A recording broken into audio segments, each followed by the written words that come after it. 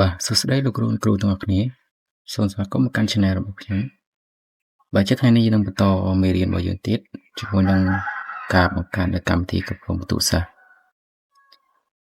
បាទអញ្ចឹងយើងចាប់ផ្ដើមចូលទៅអញ្ចឹងនៅពេលដែលយើងចូលទៅកាន់កម្មវិធីរបស់យើងហើយបាទហើយសម្រាប់កិច្ចការហើយមុនគឺយើងបាននេះធ្វើសម្រាប់បាទការចងទិន្នន័យបាទសតឈ្មោះការសតចំណាត់ថ្នាក់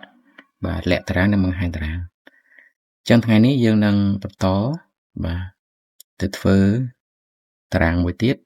គឺតារាងសម្រាប់ print បន្ទុកនេះអញ្ចឹងដើម្បីធ្វើតារាង print បន្ទុកនឹងបានលោកគ្រូទាំងអស់គ្នាត្រូវតែមាន sheet បែបនេះមួយសិនអញ្ចឹងយើងត្រូវធ្វើ sheet បែបនេះមួយដើម្បីសម្រាប់ print ប្រចាំខែឲ្យទៅនាយកសារៈគាត់ត្រាឲ្យអញ្ចឹងលោកគ្រូទាំងអស់គាត់ដែលបង្កើតបាទតារាងដូចខ្ញុំបែបនេះមកហើយចំណុចផ្សេងទៀតយើងនឹងដាក់រូបមន្តទៅឲ្យវាបាទអញ្ចឹងនៅកន្លែងនេះយើងមើលកន្លែងនេះថ្នាក់ទី1ខអញ្ចឹងសម្រាប់ខ្ញុំកន្លែងនេះខ្ញុំអត់ដាក់អញ្ចឹងទេគឺខ្ញុំលុបវាចេញបាទហើយខ្ញុំចងរូបមន្តវាកន្លែងនេះគឺយើងដាក់លើបាទនេះមកយើងវាយសញ្ញាស្មើហើយយើងវាយ if បាទយើង select 2ដងមកអញ្ចឹងយើងចុចទៅជ្រើសរើសបាទ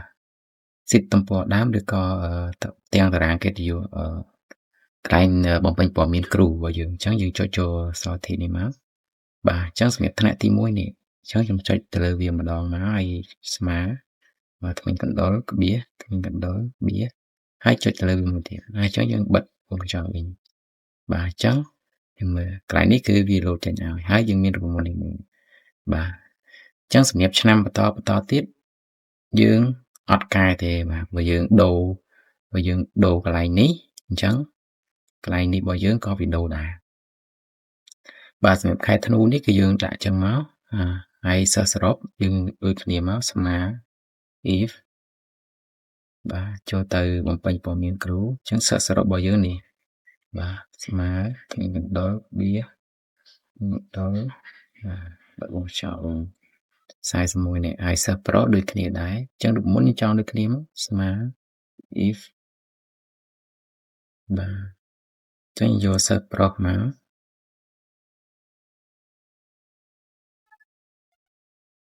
បាទសិស្សស្រីដូចគ្នាដែរស្មើយកមក if បាទហើយយើងចូលទៅកាន់ sheet របស់យើងហើយយើងយកសិស្សស្រី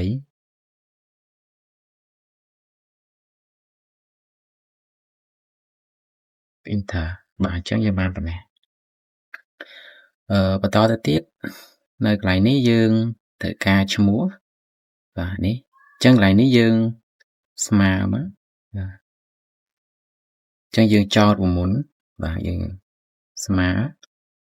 if បាទយើង select ទៅលើតារាងលេខរៀង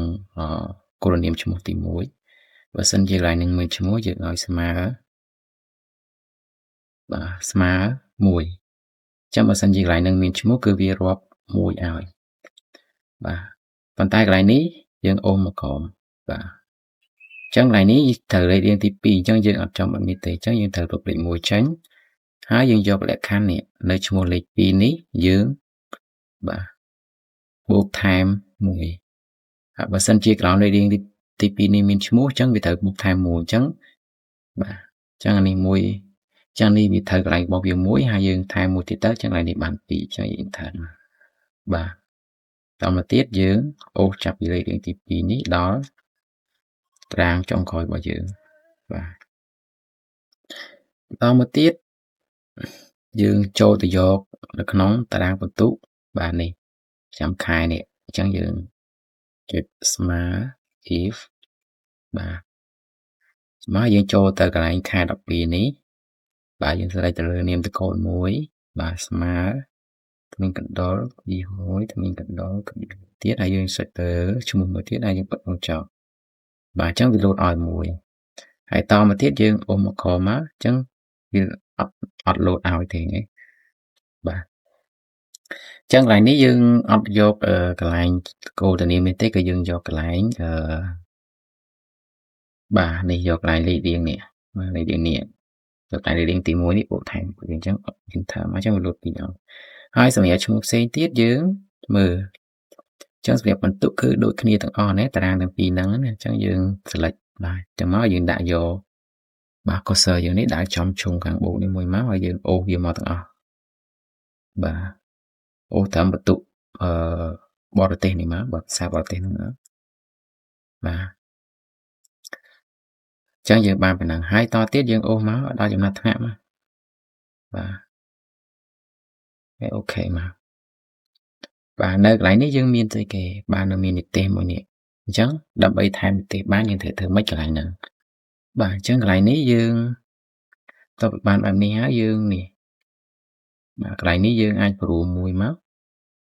và nếu làm xem xây nếu là bị thông bị chẳng trong anh sẽ mời sẵn lại trong copy vô xem xây ní đã cho lại ní hay cái này trong lúc tránh cái này cứ và cái này trong mời bị bảo tiết cái này trong đạn đi tè chẳng nhầm vài chỗ tự máu đi tè và chẳng trong đạn bộ đờ viên tích và hai trong ô to và chẳng vì chẳng đi tè ảo bà chẳng cái này dương sẽ lại tặng o chạy máu mà rồi chuột để tìm mùi nó hai dương đặt cho một cái chuột ní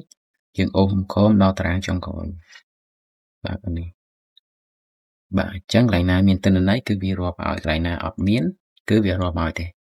hai cái này dương ô xa tham mày mà bà chẳng bị rọp ở bà cái anh chỉ muốn ní dương ở trong bàn miền bật tuột cái này thế dương sẽ lại mà rồi chú chỗ ní hai dương cho tất cả number bà yên cho phía ở border bà yên đo cái này tránh ok mà Clan page này dương select trong row cho tất cả dương đã trong cái này mình tụ vào đôi khăn đấy và mình tụ trong là này này thì đã trong cái này tất cả đó trắng mình tụ crop và show phía ai nắng cho mặt nạ trắng dương mờ này chẳng trong đang tiếng toát bị thử đôi khăn áo cho những cho tụi mới khai này trắng đôi thà kỳ prono đi vì nơi miền tụ đậm muối trong phía cái áo chạy phèn cho nó thảm phải phèn và trắng mở đậm muối phèn hà sắp phải phèn và trong một số phía này nếu virus tranh ao tái lấy bị tổng chết chắc là mấy bạn bị tổng dương select tổng ở má chân select tổng ở hay dùng vô cái line number này vô biệt thá custom hay dùng đồ bị general này dùng vài mà số cho số cho số enter và chẳng bị tranh ao này hơi chúng ta thẳng này dùng trong ban po của home chẳng dùng select má dùng đồ po so với đập po home bà này tết đôi cái này trong chúng ta bộ đơn tích và to một tiết đạo vô bà特biệt chá và chân phone on lấy những ai đồ bán cam trong nó chặt vào dưới mà và chân chúng ta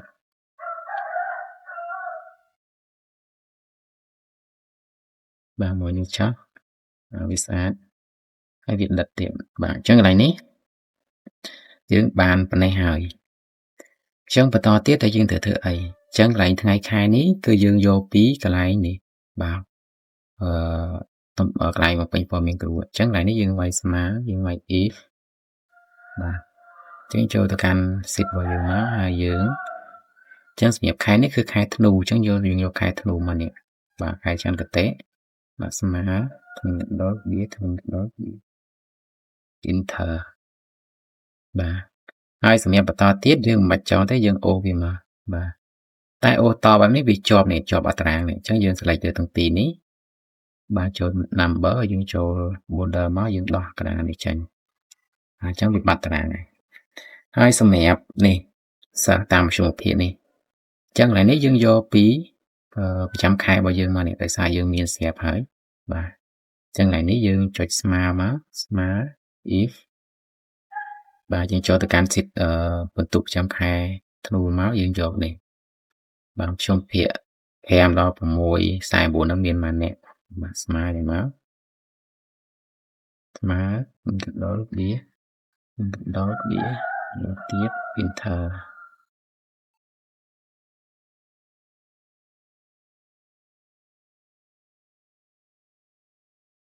បាទអញ្ចឹងកន្លែងនេះវាអត់រាប់ឲ្យដោយសារអីដោយសារតែកន្លែងនេះគឺយើងប្រើរូបមន្តម្ដងហើយអញ្ចឹងយើងបែបនេះវិញយើងរកវាចេញហើយយើងចុចស្មើខែ12យើងចុចស្មើនេះហើយ enter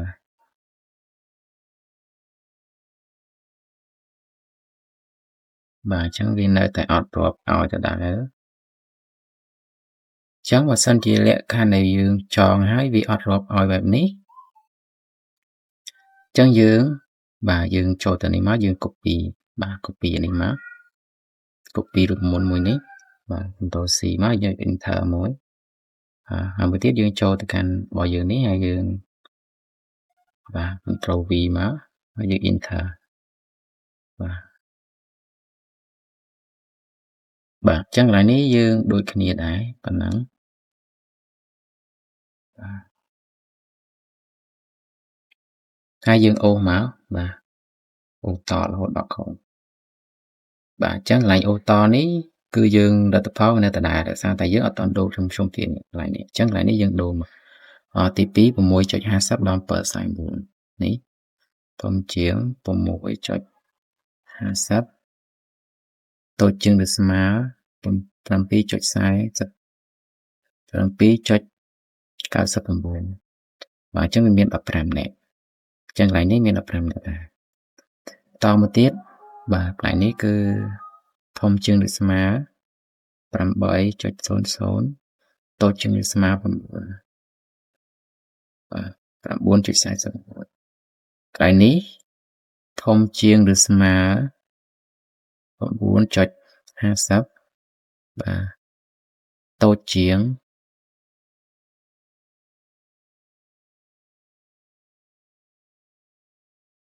បាទតូចជាងឬស្មើ10បាទ enter អញ្ចឹងពីនេះ0បាទអត់មានបាទ00ចុងក្រោយគឺតូចជាង5អញ្ចឹងយើងលុបអានេះចេញមកលុបមកកណាត់មកហើយនេះយើងដាក់កែមកគឺតូចជាង5 enter បាទមាន5នាក់អញ្ចឹងយើងដោះតារាងនេះចេញយើងចូលស្រេចទាំងអស់មកយើងចូល number border នេះហើយយើងចុចដោះអាក្រានេះចេញបាទតទៅទៀតយើងចង់បានអីគេចង់បានមានប៉ុណ្ណឹងអ្នកអញ្ចឹងណាអញ្ចឹងយើងផ្លេចទាំងអស់ចឹងដដែលយើងចូលទៅកាន់ number ហើយយើងចូលទៅកាន់ custom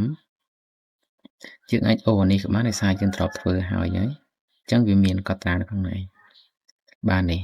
មានប្រហែលនេះអញ្ចឹងយើងស្លេចទៅនឹងមកយើងអូខេមកបាទអញ្ចឹងវាចាញ់ឲ្យតទៅទៀតកន្លែងស្រីយើងដូចគ្នាដែរមកខ្ញុំសាកម្ដងទៀតសិនស្មើ if បាទអញ្ចឹងបើសិនជាកន្លែងនេះមានទិន្នន័យអញ្ចឹងគឺវាមានតែបើកន្លែងនេះមិនមានទេគឺអត់មានទេបាទអត់ចេញដូចគ្នាអញ្ចឹងយើងចូលទៅ copy ដូចមិញណាបាទ select ទៅលើរូបមន្តទី1យើង select ទៅលើនេះ Ctrl C ហើយយើង enter បាទ enter បាទហើយយើងអូសមកទាំងអស់បាទអញ្ចឹងយើងចូលកែមកកន្លែងនេះបាទត្រូវហើយទី2នេះ 6.50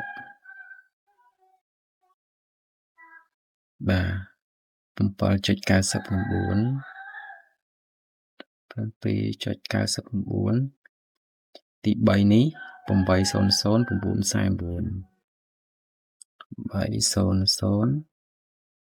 800 949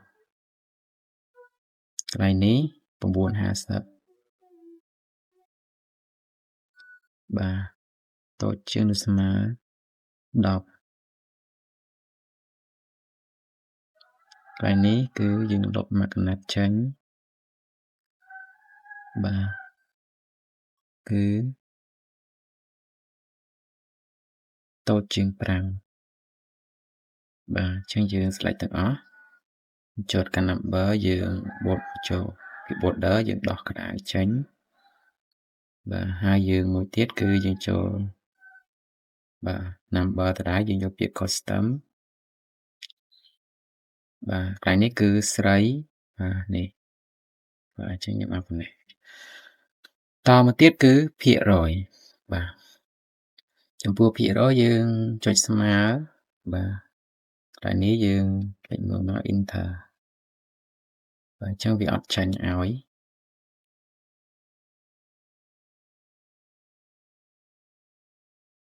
បាទអញ្ចឹងយើងចុចបាទរូបមន្តតនេះមកបាទអញ្ចឹងយើងស្មើចុចស្មើយើងចូលទៅកាន់ M12 បាទអញ្ចឹងដើម្បីរកភាគរយយើងស្មើនេះសិស្សសរុបបាទសិស្សសរុបសិស្សជាប់ចែកនឹងសិស្សសរុបអញ្ចឹងកន្លែងនេះយើងស្មើហើយសិស្សសរុបបាទគុណនឹង100គុណនឹង100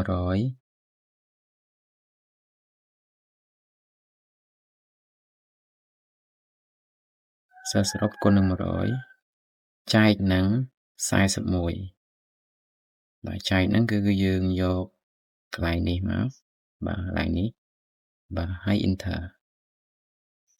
ហើយកន្លែងនេះភាគរយយើងចង់បានតែបាទខាងក្រោយមានតែ2ខ្ទង់ទេអញ្ចឹងយើងចូលកាន់ number យើងយកពាក្យ custom general យើងយក0.00បាទដើម្បីបានភាគរយយើងធ្វើ control 1មកហើយយើងដាក់ចូលកន្លែងក្តារថ្មិញកដោនេះយើងយកពាក្យ a ដាក់សញ្ញាភាគរយបាទឆ្លង enter អញ្ចឹងវា 51.22% បាទនេះ 51.22% ហើយយើងអូសវាមកអញ្ចឹងយើងដោះវាបន្តិចចូលទៅកាន់ border បាទកន្លែងនេះវាអត់ចាញ់ទេដោយសារអីដោយសារនៅពេលដែលយើងអូសមកនេះតារាងវារត់មកក្រោមដែរបាទហើយអា M12 នេះនៅពេលដែលតារាងនេះក៏វារត់មកក្រោមដែរអញ្ចឹងវាអត់មានតំណែងទេអញ្ចឹងយើងត្រូវការចងកន្លែងនេះសិនអញ្ចឹងកន្លែងរូបមន្តទី1នេះបាទយើងស្មើនេះមកនេះយើងត្រូវចងអាចែកនេះសិនចងកន្លែងសិស្សសរុបហ្នឹងចេញចុច F4 ចេញសញ្ញាដុល្លារមក enter ហើយយើងអូសម្ដងទៀតបាទអញ្ចឹងវាចេញអាបាទអញ្ចឹងយើងដោះនេសាទថ្មីបាទអញ្ចឹងចប់តាមនេះតមកទៀតកន្លែងឈ្មោះគ្រូទុកថាដូចគ្នាដែរថាឈ្មោះខ្ញុំចង់ដាក់កន្លែងណាកន្លែងនេះចោះអញ្ចឹងខ្ញុំមើលកន្លែងនេះមួយខ្ញុំចុចស្មើបាទ if បាទហើយយើងចូលទៅកាន់ sheet បំពេញព័ត៌មានគ្រូហើយយកឈ្មោះរបស់យើងនេះបាទអញ្ចឹងយើងចាញ់ឲ្យ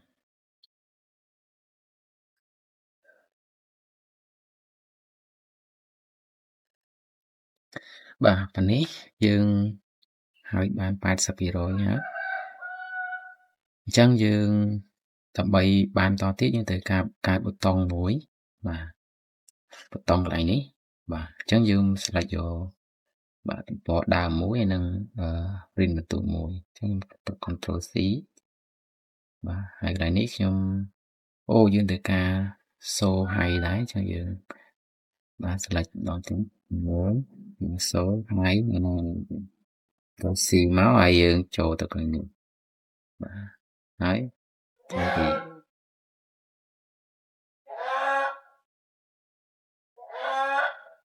អញ្ចឹងយើងចុច control C ឲ្យជាប់យើងចុច mouse ឆ្វេងវិញមកអញ្ចឹងយើងអូសវាទៅលើដាក់ចិត្តគ្នាទៅហើយខ្ញុំដូរកន្លែងនេះគឺអត់យក print បន្ទូលទេគឺខ្ញុំដាក់ថាត្រឡប់ក្រោយ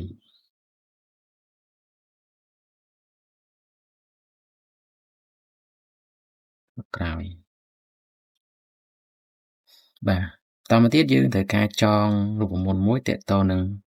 លាក់តារាងហើយនឹងបង្ហាញតារាងអញ្ចឹងគឺខែកន្លែងនេះហៅថា print ខែអញ្ចឹងកន្លែងនេះខ្ញុំដាក់អក្សរ P បាទ P នេះគឺតំណាងឲ្យពាក្យថា print បាទ P 12 print ខែ12 PR ចឹងណាបាទ PR 12អញ្ចឹងនៅកន្លែងនេះយើងបាទដើម្បីចោលរមុនសូហើយបានយើងចូលទៅកាន់ developer បាទហើយយើងយកពាក្យ new code បាទអញ្ចឹងកន្លែងនេះគឺវាអត់មានទេដោយសារតែយើងអត់ទាន់ចោលរមុនវាទេណាបាទអញ្ចឹងដើម្បីចងបានយើងត្រូវបាទសរសេរវាកូដនៅលើនឹងមកបាទអញ្ចឹងមួយទៀតដោយសារតែសូហើយនេះយើងបានចងនៅក្នុងនេះក៏យើងបានប្រើហើយដែរនេះសូហើយនេះអញ្ចឹងយើងអាចចូលទៅ copy បានអញ្ចឹងខ្ញុំចូលទៅកាន់កន្លែងនេះវិញហើយខ្ញុំយកបាទ new code បាទអញ្ចឹងយើង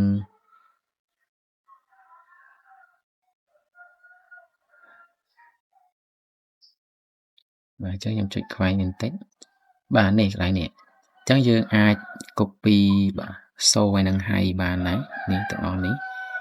បាទអញ្ចឹងយើង select ទាំងអស់នេះមកបាទ terminate នេះមកបានហើយយើង control C មក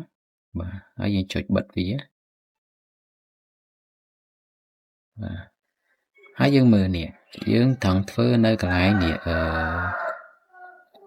print ខែ12អញ្ចឹងយើងទៅមើល sheet យើង print ខែ12នៅណានេះអញ្ចឹងយើង select វាពីរដងមកអញ្ចឹងវាចាញ់ហើយយើងចុចបាទ white ពាក្យ sub បាទ high បាទ high ខ្ញុំតាំងកន្លែងនេះខ្ញុំដាក់ high B ចុះបាទ high row បាទបើកចប់ហើយខ្ញុំដាក់ពីមុខនេះស B ដើម្បីជាចំណាំបាទហើយបាទ enter មកហើយខ្ញុំមើល control បាទ V បាទអញ្ចឹងកន្លែងនេះយើងមើលបាទ high B កន្លែងនេះយើងដាក់ show ដែរយើងថាយើងដាក់ show B មកហើយយើងដូរឈ្មោះ sheet បាទកន្លែងនេះ12ដាក់ PR 12កន្លែងនេះដែរ PR 12បាទតមកទៀតកន្លែងនេះមួយទៀតបាទកន្លែងនេះគឺ PR 12កន្លែងនេះក៏ PR 12ដែរបាទតមកទៀតយើងអូខេមកយើងចុចខ្វែងអញ្ចឹងកន្លែងនេះយើងបាទយើងចុចមកស្ដាំទៅលើ show នេះហើយយើងពាក្យថាបាទ assign macros ហើយយើងយកពាក្យថា this workbook ហើយយើងជ្រើសរើសយកពាក្យបាទ show B show នេះអូខេមកថ្ងៃនេះយើងមកស្ដាំដូចគ្នាយើងយក assign macro ហើយយើងយកពាក្យ B high បណ្ដឹងហើយយើងសាកមើលលាក់វាតើវាលាក់ឲ្យចេញចុច high បាទអញ្ចឹងវាលាក់ឲ្យអស់ហើយបាទហើយយើងចុច show អញ្ចឹងវាបង្ហាញឲ្យយើងទាំងអស់វិញបាទអញ្ចឹងយើងសាក preview បាទសាក print វាមើលតើវាចេញអត់បាទអញ្ចឹងយើងចេញនេះនៅกระดาษឈរហើយទេអញ្ចឹងយើងទៅកែបន្តិចយើងចូលទៅកាន់ text layout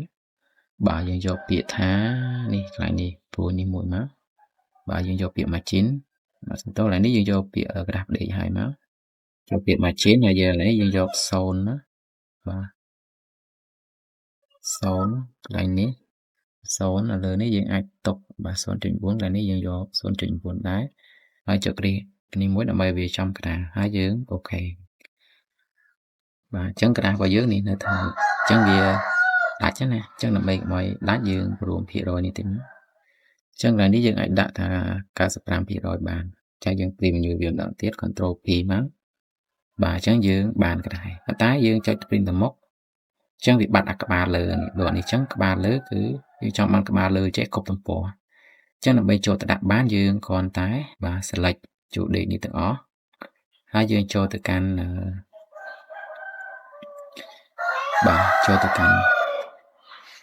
នេះបាទចូលទៅកាន់កន្លែងនេះមក page layout នេះមកយើងចុចសញ្ញា point ថ្នាក់ហើយយើងទៅកាន់ sheet ហើយយើងយកពាក្យថានេះ row to respect and top នេះបាទចុចលើនេះមួយមកបាទហើយយើង select បាទប៉ុណ្ណឹងហើយយើងចុចអាសញ្ញា point នេះមួយបាទហើយយើងអូខេមក បាទអញ្ចឹងយើងសាក preview ម្ដងទៀតបាទអញ្ចឹងខាងលើមានតារាងក្រាស់ទី1បាទក្រាស់ទី2ក៏មានដែរអញ្ចឹងបាទក្រាស់ទី3ក៏មានដែរ